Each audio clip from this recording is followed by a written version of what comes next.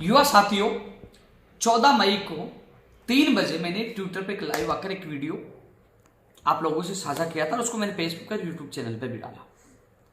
मैंने आप लोगों को बताया था कि जो आज शनिवार है, यानी कि ये वीक और आने वाला वीक युवा बेरोजगारों के लिए महत्वपूर्ण होगा। यानी कि दोनों वीक युवा बेरोजगारों को खुशियां देने वाला होगा।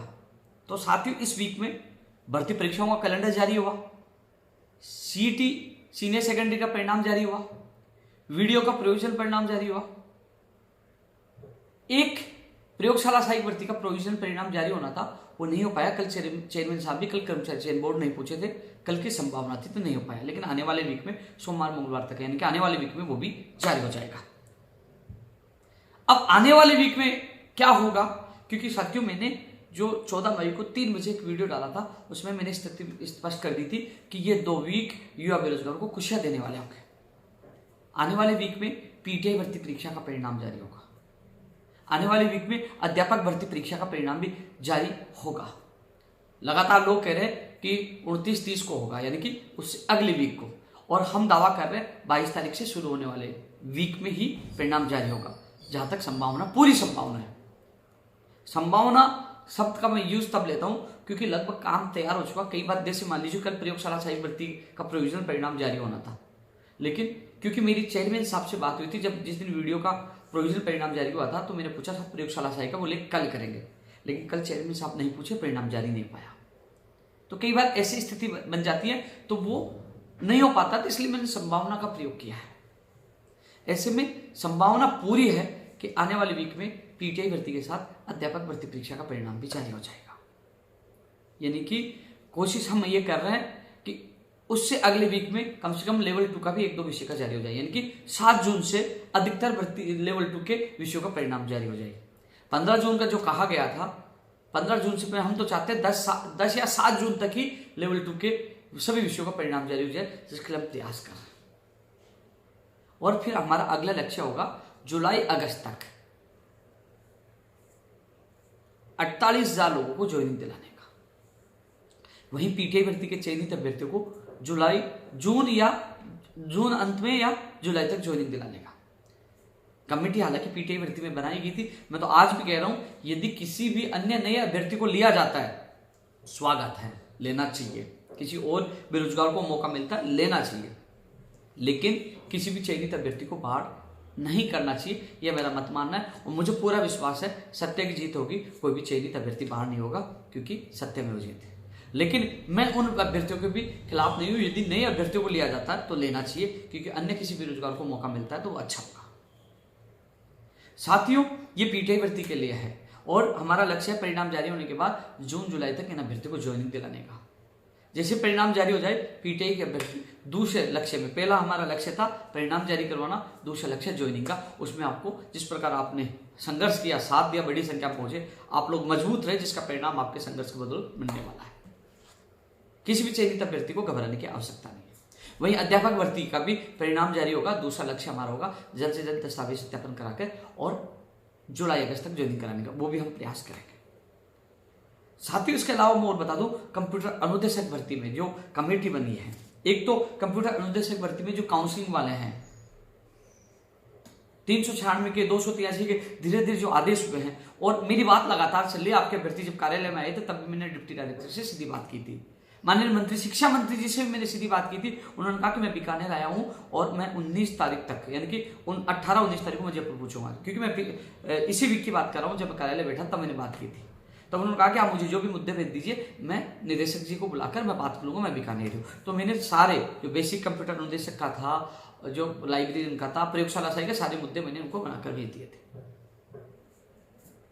और प्रयोगशाला सहायक भर्ती के जो चयनित अभ्यर्थियों के जिला आवंटन के नियुक्ति आदेश भी हो गए। अब बेसिक कंप्यूटर के जो बाहरी जिले से लगभग अधिकतर आ चुके, कुछ आने वाले हैं, उनके भी मैं आने वाली वीक में जल्द से जल्द जारी करवाने की मैं पूरा प्रयास करूंगा। बेसिक कंप्यूटर अनुदेशक में ओनली काउंसलिंग वाले चयनित अभ्यर्थियों की नियुक्ति आदेश।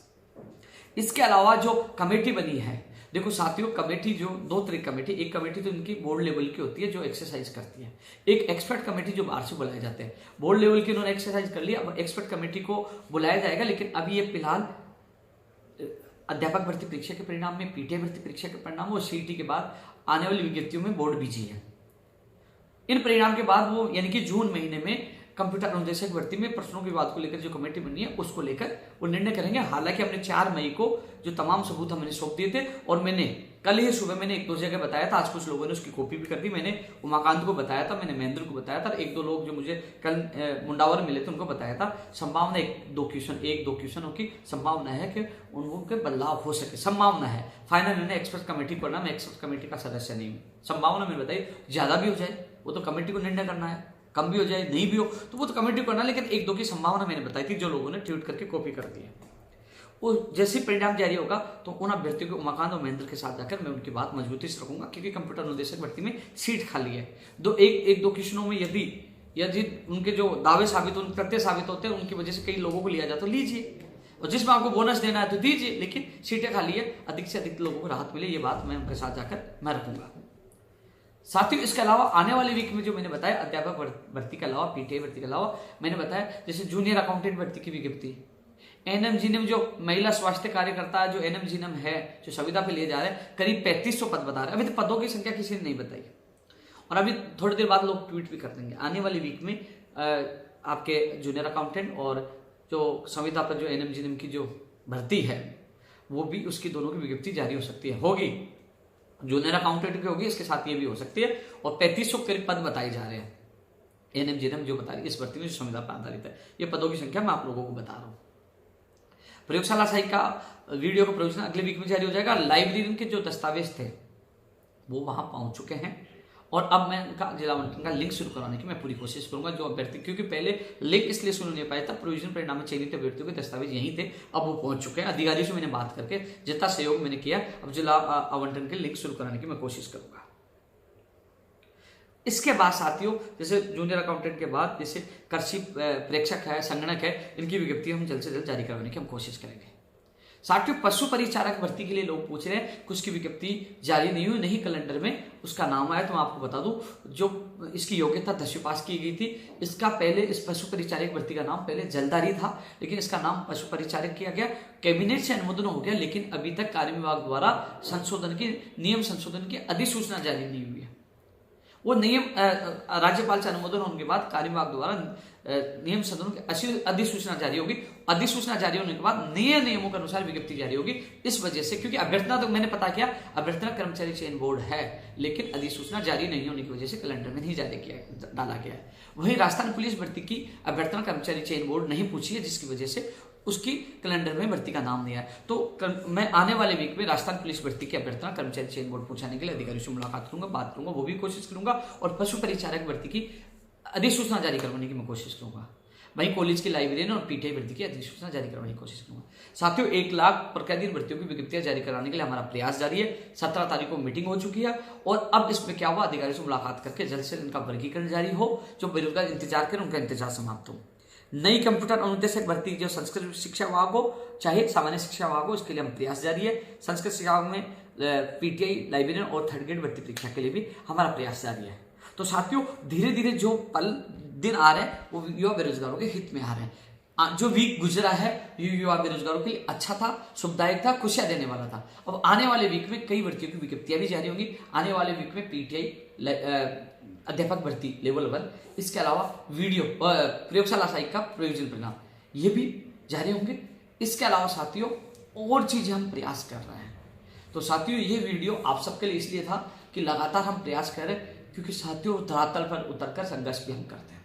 अगला लक्ष्य 7 जून को हम 2 तरीके से बीजेपी के नेताओं के सामने केंद्र सरकार की भर्तियों की मांग रखेंगे, राज्य सरकार के सामने राज्य सरकार की भर्तियों की मांग रखेंगे, यानी कि ऐतिहासिक युवा बेरोजगार सम्मेलन होगा, इसमें युवाओं की आवाज बुलंद की जाएगी। मेरा एक ही लक्ष्य है, क्योंकि मैं स्थिति स्पष्ट कर चुका हूं, 13 जनवरी 2024 को भागीरथ संस्था के माध्यम से मैं इस राजस्थान बेरोजगार महासंघ से अलग होकर मैं अलग संस्था में गरीब बच्चों के लिए, अनाथ बच्चों के लिए मैं काम करना चाहता हूं। ये मेरा बहुत पहले का सपना है, लेकिन उससे पहले, क्योंकि आपको पता है अक्टूबर तक ही कार्य होना है और फिर नवंबर में एंड में या दिसंबर में चुनाव है, तो अक्टूबर तक का मेरा लक्ष्य है 1 लाख प्रक्रियाधीन भर्तियों को आचार संहिता से पहले ज्वाइनिंग करवाना, इसमें 48,000 को जुलाई अगस्त तक और पीटीआई को जून जुलाई तक, और अन्य जो भर्तियां 1 लाख के करीब जो हैं लगभग, उनको आचार संहिता से पहले पूरी करवाने का मेरा लक्ष्य है। इसके अलावा 1 लाख भर्तियों का विभाग वाइज वर्गीकरण करवाई जाए। शिक्षा विभाग में कौन से पदों पर कौन सी भर्ती है कि चिकित्सा, पंचायत राज, तमाम विभागों में वो वर्गीकरण करके जारी करें, उनकी विज्ञप्तियां जारी करवाएं। क्योंकि आप और हम सबको पता है वर्गीकरण जारी होने के बाद जो भर्तियों की विज्ञप्तियां जारी होंगी, मुझे नहीं लगता उनकी भर्तियों की परीक्षाएं हो पाएंगी, लेकिन हमने उनकी विज्ञप्तियां जारी करवा दी, उनका कैलेंडर जारी करवा दिया, हमारे लिए एक बड़ी जीत होगी। फिर चुनाव में परिणाम जो भी हो, लेकिन यदि विज्ञप्ति जारी हो जाएगी तो वो उन भर्तियों को सरकार को पूरा करना होगा। तो हमारा लक्ष्य, मेरा लक्ष्य 1 लाख प्रतिदिन भर्तियों को पूरा करवाना, 1 लाख भर्तियों को वर्गीकरण करके उनकी विज्ञप्तियां जारी करना, यह मेरा लक्ष्य है अक्टूबर तक। उसके बाद पता है आपके चुनावों में सारे काम रुक जाएंगे नवंबर दिसंबर, और जनवरी में मेरा दूसरा लक्ष्य भागीदार संस्था होगा। उससे पहले चुनौतियां हैं 1 लाख भर्तियों को पूरा करना, ये सारी चीजें मैं आप लोगों को क्लिक कर रहा हूँ। साथियों अलग अलग चीजें हैं, लगातार संघर्ष वगैरह। 7 जून को भी हम कह सकते हैं एक तरह से बड़ा प्रदर्शन है युवा बेरोजगारों का। आप लोगों की ताकत का सरकार को, राज्य सरकार, केंद्र सरकार को एहसास करके उन मांगों को पूरा करें। एक तरह से प्रेशर, दबाव, एक तरह से हमारी मांगों को बुलंद करने का एक तरीका है। तो साथियों 7 जून भी महत्वपूर्ण है, आने वाला वीक भी महत्वपूर्ण है। लगातार आप लोगों के लिए मैं मेहनत कर रहा हूँ। लोग सोशल मीडिया पर फर्जी आईडी बनाकर ट्रोल करने की कितनी कोशिश क्यों कर लें, क्योंकि राजस्थान का युवा, उनके माँ बाप जानते हैं कि राजस्थान के युवाओं के लिए इस गर्मी में, सर्दी में जेल में जाना और लाठियां खाना, अनशन करना एक ही साथ था। हालांकि अब चुनाव आगे हर युवा बेरोजगारों को हितैषी बनने की कोशिश करेंगे, लेकिन सरकार, चाहे बीजेपी सरकार हो चाहे कांग्रेस सरकार हो, पिछले 11.25 साल से लगातार युवाओं के लिए सड़कों पे संघर्ष किया, लाठियां खाई, अनशन किया, लेकिन पीछे नहीं हटा, हमेशा युवाओं के साथ रहा। मुझे पता है राजस्थान के युवा CHO second grade paper leak से जूझ रहे हैं। पेपर लीक मुक्त राजस्थान की हम मांग करें, क्योंकि ये 7 तारीख को होने वाला जो युवा बेरोजगार महासम्मेलन, उसमें युवा बेरोजगारों की पेपर लीक की भी आवाज उठेगी। उसमें भर्ती परीक्षा मेरिट के आधार पर नहीं हो, उसमें एग्जाम के आधार पर हर भर्ती परीक्षा हो, ये भी आवाज उठेगी। पेपर लीक मुक्त राजस्थान बने, ये भी आवाज उठेगी। प्रक्रिया दिन से लेकर नई भर्तियों की ये पूरी हो, ये भी आवाज उठेगी। आवाज बहुत उठेगी इसमें। राजस्थान के युवाओं को न्याय मिले, ये आवाज उठेगी। हर युवा की आवाज उठाने का काम 7 जून को होगा युवा बेरोजगार महासम्मेलन के माध्यम से। तब तक के लिए साथियों लगातार आपके बीच में मैं आता रहूंगा, लेकिन जो मैंने ये जो चीजें बताई है, ये धरातल पे संघर्ष का परिणाम है। मैंने पहले भी कहा था कि 10 मई का आंदोलन का परिणाम आपको धीरे धीरे वो रंग लाएगा, उसका परिणाम आपको देखने को मिलेगा। ये वीक बीता है, उसमें आपको परिणाम मिला, आने वाले वीक में परिणाम मिलेगा, और उसके अगले वीक में भी आपको परिणाम मिलेगा। पिछले वीक की मैंने बताया क्या होने वाला था, इस वीक के मैंने बताया, और उसके आने वाले वीक में लेवल 2 का परिणाम भी जारी होंगे विषय के, और कुछ भर्तियों की विज्ञप्तियां भी जारी होंगी। यानी कि अब धीरे धीरे हमारा संघर्ष रंग ला रहा है, युवाओं को खुशियां मिल रही है। फर्जी डिग्री और डिप्लोमा के खिलाफ सरकार कानून लेके आए, इसके लिए लगातार हम संघर्ष कर रहे हैं। तो साथियों फिर आप लोगों से मुलाकात होगी, तब तक के लिए जय हिंद, जय भारत।